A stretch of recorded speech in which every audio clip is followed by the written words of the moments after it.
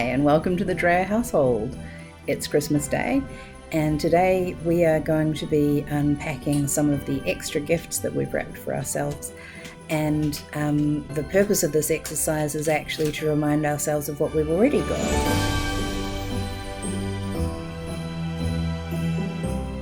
So all of these remaining gifts behind me, of which there are several, are actually our unplayed board games that are still in shrink.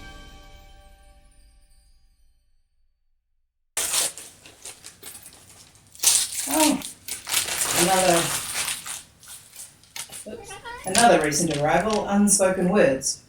So this is about getting to know your immigrant family better through meaningful conversations. We don't have many conversation starter type games, and I thought that the concept of this was really lovely, so it made sense to back it.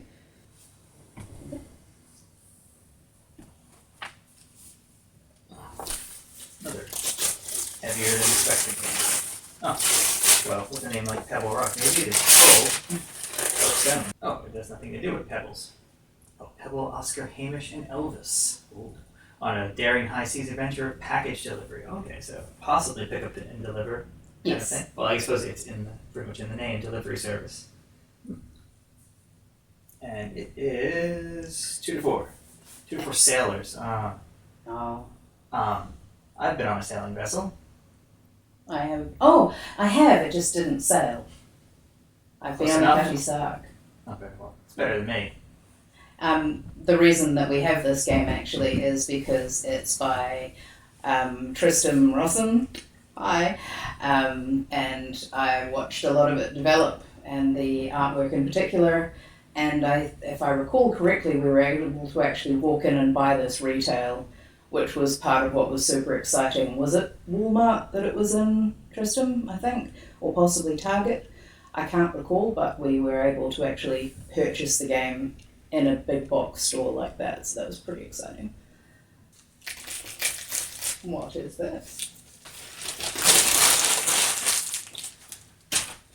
I was just talking about conversation games. So this is Rabbit Rabbit by Amy Bio, another Portlander. Hi, Amy.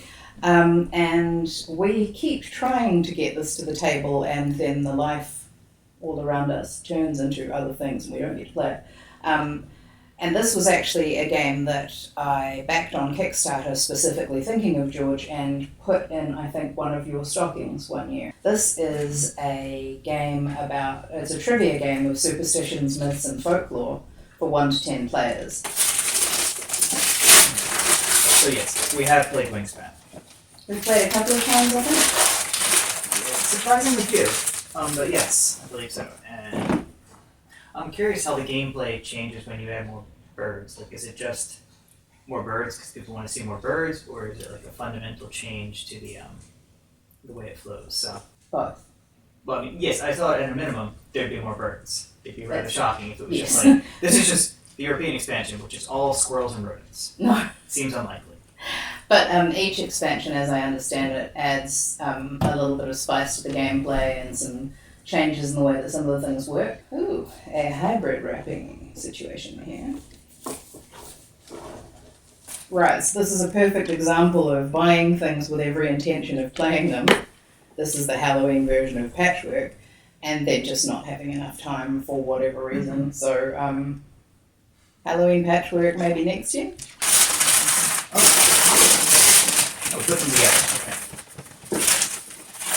So again, games that I believe this was another pre-travel item. Yes. Which here is, well, I suppose I'm going to find out. How many players is this? And the closest thing, and someone's going to tell me that it's nothing like this, but it reminds me vaguely with flying things on sticks of Battlefleet Gothic. For those of you who are old, can remember back that far, but in the Star Wars universe. So, but with giant ships to expand. So yes, I'm curious how this plays, and hopefully Cat will tolerate a little wargaming.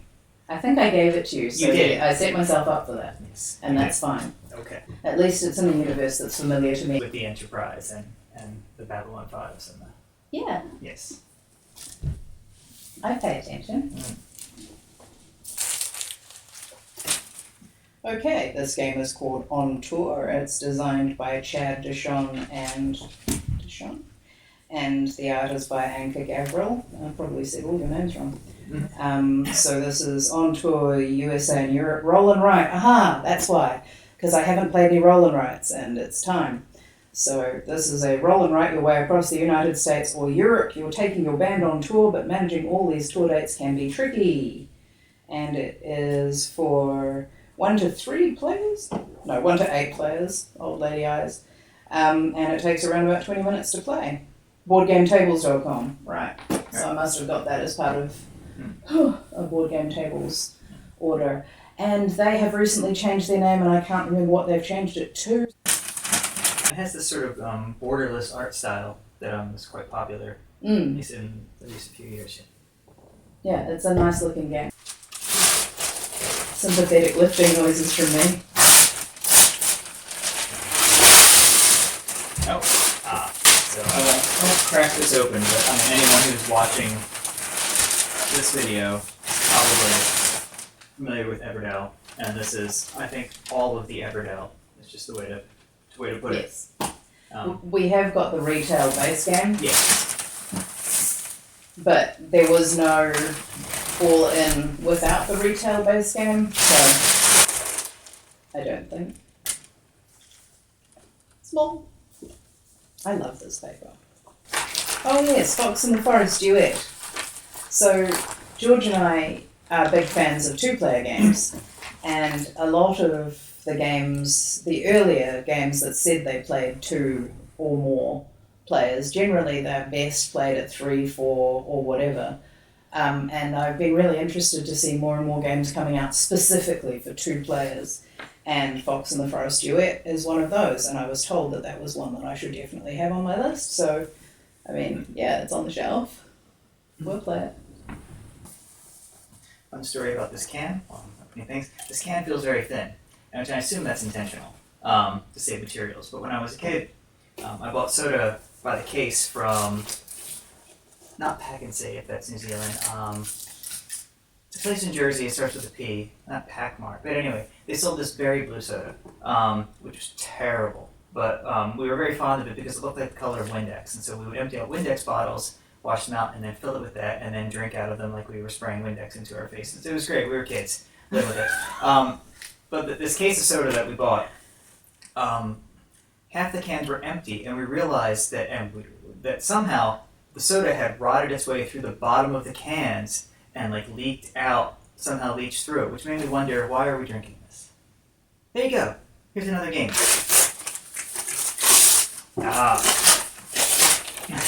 Speaking of horrifying things from the deep, Carcosa, which is, I believe, based on one of Lovecraft's mythos stories. No, it is. Yes. So, and this is from a couple of years ago, and I don't know much else about it.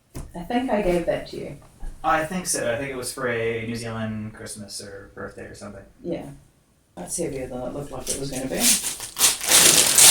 Oh. Okay. Wingspan Oceania. Here it is. Now this is 95% Australian birds, I think, but there are some Kiwis in there. I think there may actually even be Kiwis in there. So it's good to see some of our wonderful birds in a game that everyone gets to play. So thank you for thinking of us, Elizabeth. Birds of a feather. Oh, more birds. Quick and easy to learn card game about spotting and watching birds. I'll just tell my friend Patrick, who I went to college with, who I only knew as someone who loved the Rangers, hockey. Apparently loves bird watching now. So if we enjoy this, I'll pass that on to him. 1 to 7, quite a spread. Funny story, when I posted saying, because this just arrived, when I posted saying this arrived, Patrick commented on my post going, I'm waiting for my copy. Well, there we are. Nicely done on that. Right, let's see what this is. I feel like this is squishy. I think this might be part of something else. It's a wetsuit. Paperback Adventures, it's the map. Ah, there we are.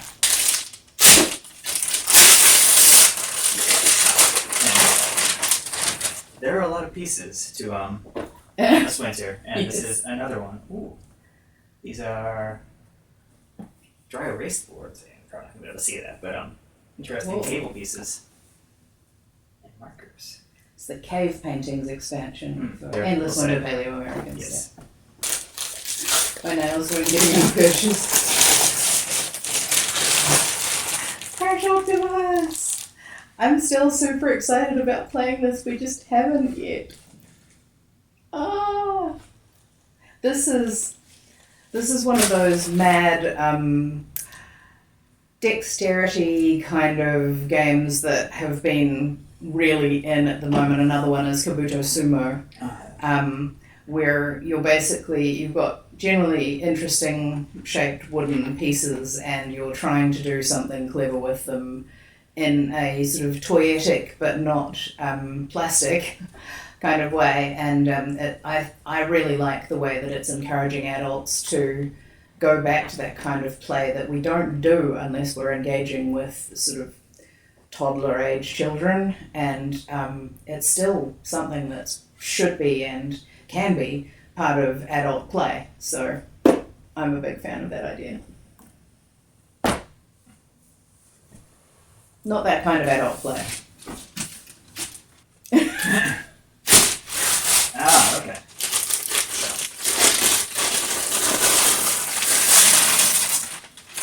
So this is Project L, I believe, which comes in a lot of boxes. And I'm quite curious to play it because it is a successful, as far as I understand, purely abstract game.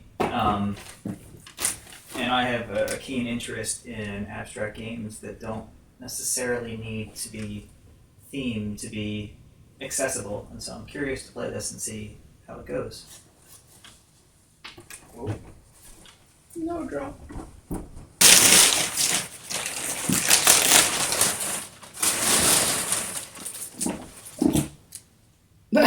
We've got it. Right, Endless Winter, Paleo-Americans. And the bonus card thing, so I'm just going to make a little hole in the plastic.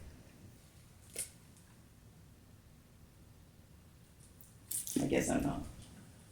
Oomph. Right. Oof. It's a whole other game. No, it's quite light actually. Oh. It squishes a little. Lost my grip. It's just cardboard. Yay!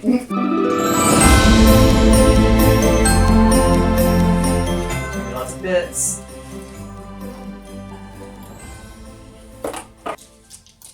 It's a hockey puck. Hike. Oh, and a thank you letter from. Oh, it's a sled. What's the right word? Sled driving? Sled. Dog sledding. Mushing. Yes. Yes, we erased this over. And 2 to 6, so again. Oh, how lovely. It lists the card mechanics, or the game mechanics on the back. Card drafting, pattern building, and racing. I don't know why that matters, but it's kind of, it's a nice shorthand to decide whether I'm going to be interested. That looks interesting. No, don't put it back in the box. Because Okay. if you put it back in the box, then it'll be invisible and we won't play it. So many cute dogs. What have we here? As well as all the games, we got the deluxe resource vessels, so that when Everdell takes over every table we own put together, we can also put the resources into deluxeness.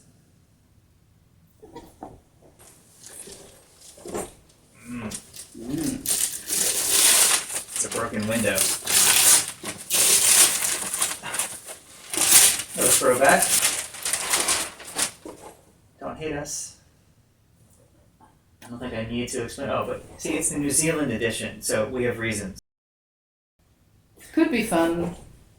It has jandals. Those are flip-flops for the rest of us. What else has it got? What are the other bits? Here, you bring it up closer. Most of those are pretty. Oh, Pretty okay, universal. so jandals, Marmite jar, Is that what that is? a dog, a flip phone, a car alarm, an airplane, a laptop. I think that's supposed to be a sheep. a surfboard, and a ute. Fair. I think it might be important to revisit it just to Yeah. remind Find out ourselves. if we know anything about New Zealand.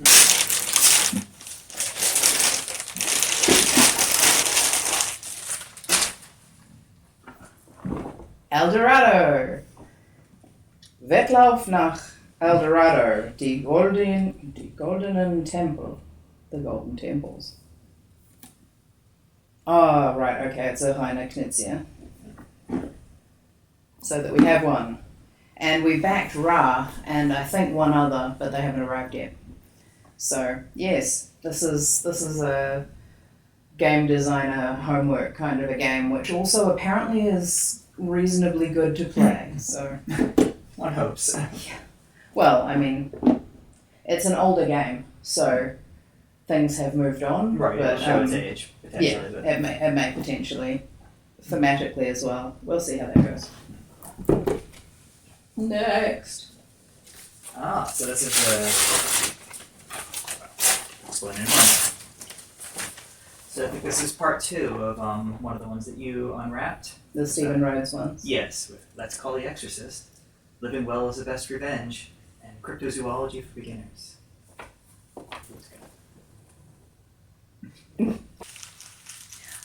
These are the playing cards for mind management. A deck of normal playing cards, definitely not a test of your psychic cognitive abilities. So that's reassuring.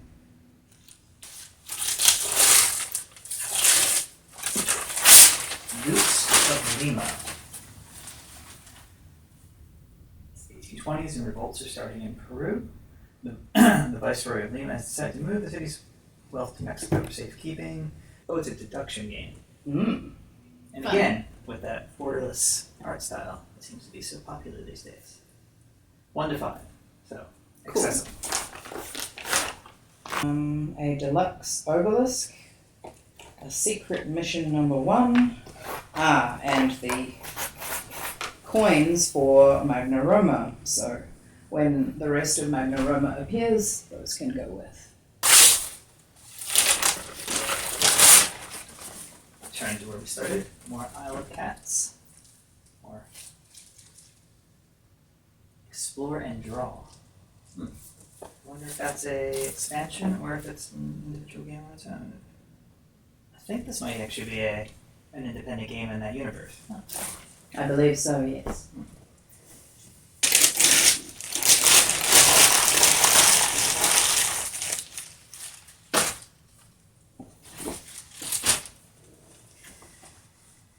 Yes, I know. It's only the first one. Yes, we should definitely have played more Garphill games than this, but we just haven't had time. So this is Raiders of the North Sea, and we will definitely be working our way through the whole collection. We know a lot of people who have different ones in that collection, so it's going to be fun one day, Shem. We will have played your games. We will be able to talk about them a bit more, and this goes near the top of the pile, I think. Yeah, so in case anyone doesn't know, Garphill Games are a company in New Zealand, and I think the most successful New Zealand board game design company. So, you know, support local even though we're not local there anymore. Tiny. I think this is definitely part of a larger whole.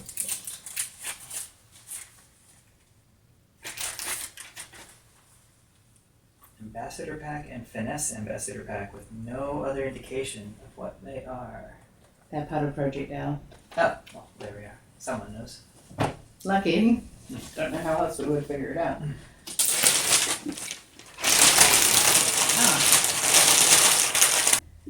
Decipher. I think I gave this to George as part of his stocking for last year. I ordered it online from a local game store that was doing a clearance, and I wasn't aware of the size of the game, so when it arrived I was like, that's a bit big to go in a stocking.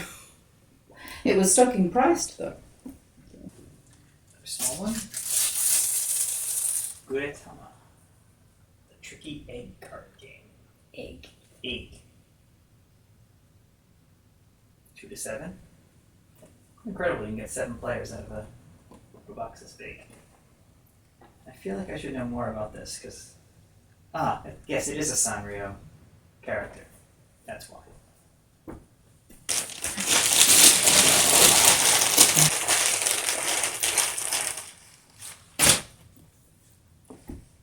Eternal Palace. So this is a really lovely looking game. I admit this is one of the Kickstarters where basically I scrolled down, saw the components, saw the general photos of the layout and just bought it or backed it, because it's just one of those ones where I was like, yes, this is my kind of game. And what it actually is a highly interactive dice placement Euro game for 1 to 5 players. Where the Eternal Palace has fallen into disrepair and you plan to aid in its reconstruction. So it's really lovely looking. By Alley Cat Games.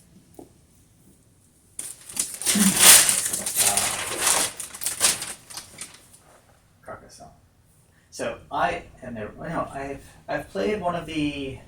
It was Carcassonne Cities or something like that, but I've never played the base game. And I know this is in your catalog of games, and really it just needs to be one of those things that everyone has touched upon if they want to make their own. Yes. So I've played Carcassonne before, but I never owned a copy. I played it several times, but not for a very long time, so I actually can't remember how it plays. And it's one of those games that, as a game designer, you really need to sort of understand and have in the back of your mind, I feel. Because it's one of the first new modern board game style of games. And while there have been a bunch of variations on that theme, I think still playing the original is pretty important. So we'll get there. Can't lift that. Oh, so I chose this, which is also hard to lift. Alright.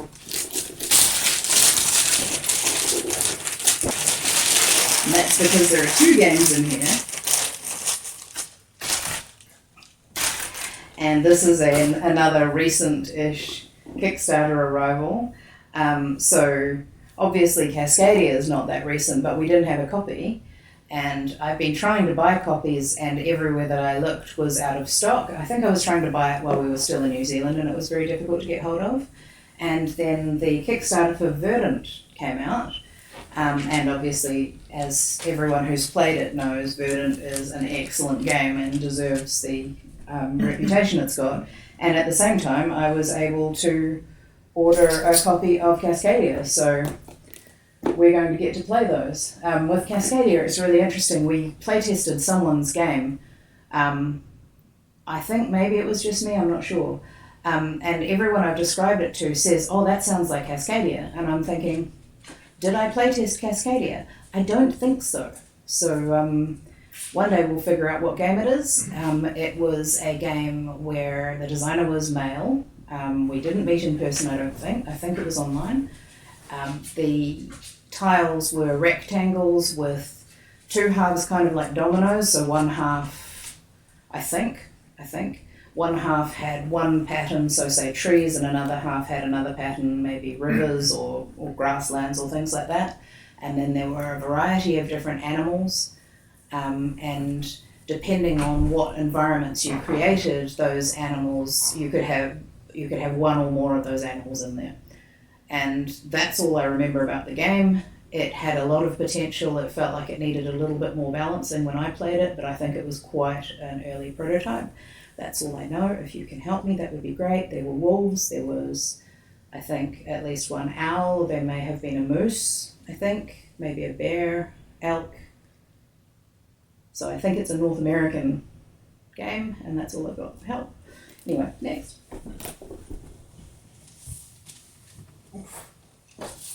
Some of these are quite weighty for this one.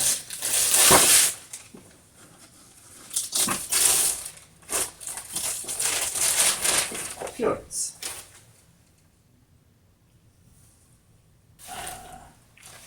I do not know anything about this. Another 2 to 4, so definitely something we can. Tile laying and area claiming game. Thank you, Backward Box. That's by Grail Games, isn't it? Yes, it is. Yeah. Beth Sobel. Yes. Is that name? Yes. Have we met her? No, we haven't met her, but I think she's from around here, and she's one of the most well-known illustrators. So she also illustrated Cascadia and Verdant, and most well-known for illustrating, or being one of the illustrators on Wingspan. Okay. Yes. There we are. I think, did she do Calico People, maybe? That same general sort of soft, charming art style, which I really like to see. Well,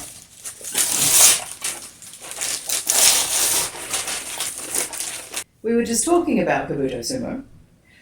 So this is another of the Kickstarter games that arrived, and when it arrived we weren't able to play it. I think this may have come while we were in the apartment, and so the moratorium on opening games continued because keeping it in shrink was a smart idea so that we could move into the house more easily. And then it basically got buried under the pile of all of the others that we need to play. So I'm really looking forward to playing this, and I saw it being played quite a few times at BGG Con, and I really, really want to. So this is another of those cool dexterity style games, and it plays 2 to 4 players, 15 to 20 minutes, 6+ years. But as I say, that shouldn't stop any adults from playing it, because as I understand it, it's a great deal of fun. Looking forward to it. This one I'm sure you're looking forward to. It's Rinth. Oh no, there we go. That one. I don't really know anything about the gameplay, but I don't think really that's, for once, what's important. I'm almost certain the gameplay is terrible, but I have not painted any minis myself, and this has minis, and it's based on one of my favourite games, certainly my favourite movies, one of my favourite movies, certainly my favourite movie from childhood, and even more so my favourite movie soundtrack. So, looking forward to you.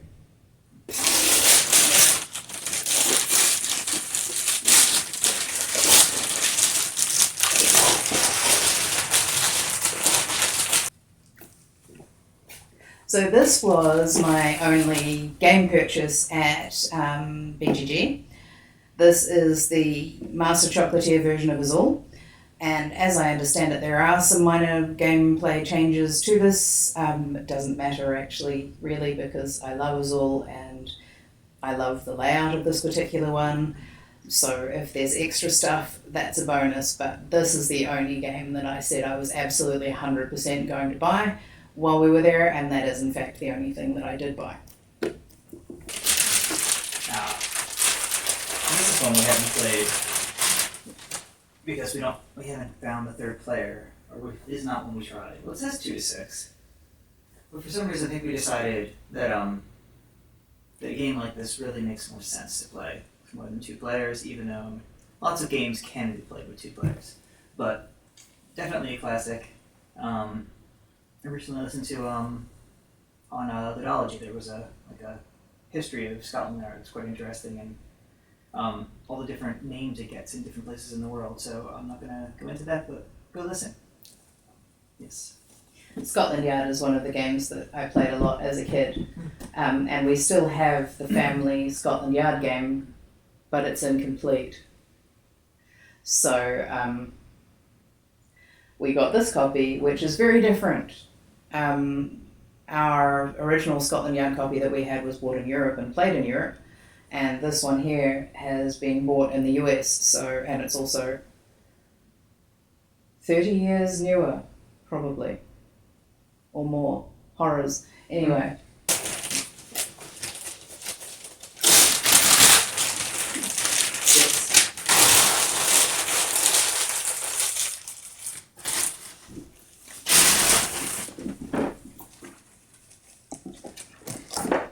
Oceans!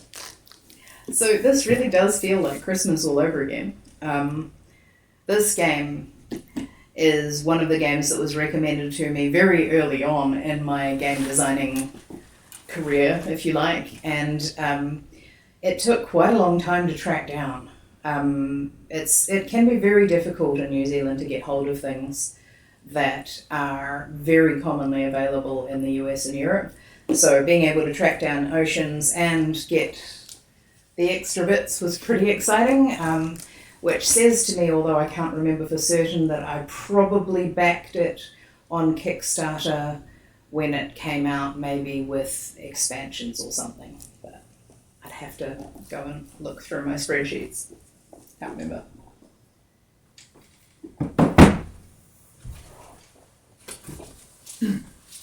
Square. Oh, you're saying square. Yes.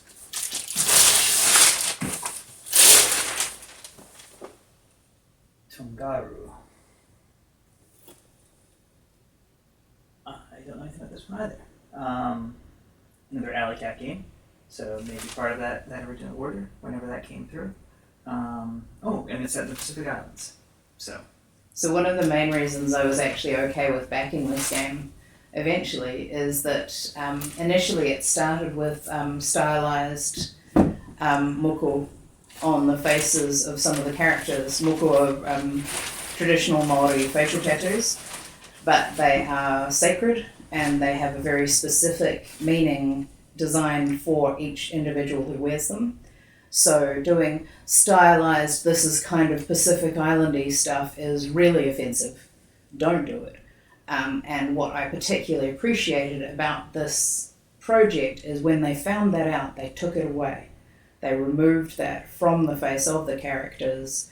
I think it was one character who had it, possibly two. And their willingness to pay attention and understand that that was harmful meant that I was comfortable backing that game. So I'm really appreciative of that extra effort. Thank you. It's going to have to be this massive one, isn't it? Come on there, massive one. Oh, up you come. Oh, yes, all right.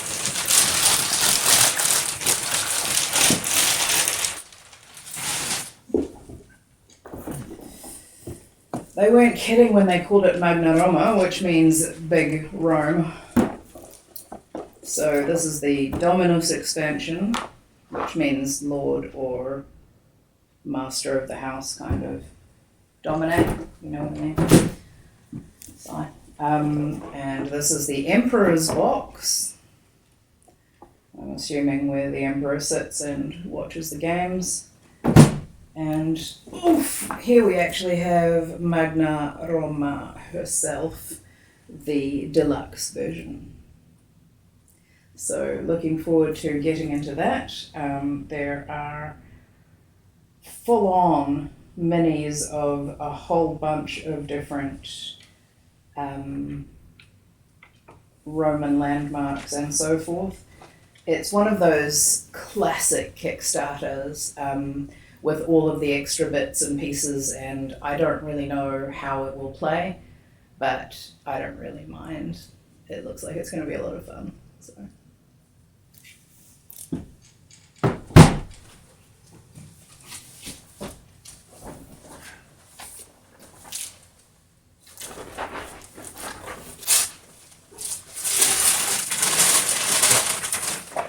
Paint the Roses. Oh, cooperative game.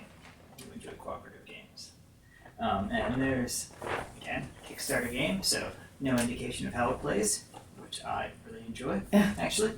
Because if you have the game, you'll just find out. So that's the Alice in Wonderland through the looking glass kind of situation. Oh, yes, yes. And I think anyone who likes the Wonderland's War game will probably like Paint the Roses thematically, but I don't know whether they'll like it in terms of gameplay. We'll find out. And if you have opinions, tell us. A couple of wee games. Okay, so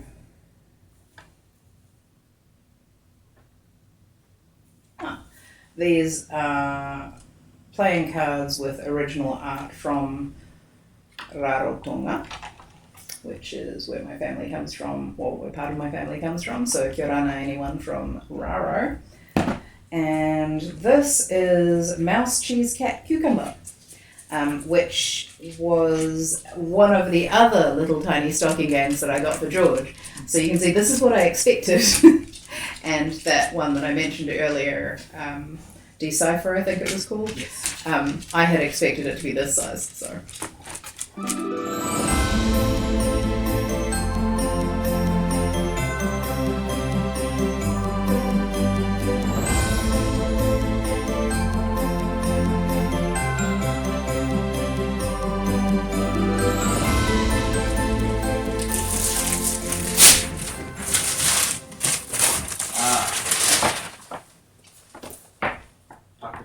So this came as from the same people who made Stroganoff, but certainly it's part of the same order, from the same producer, publisher.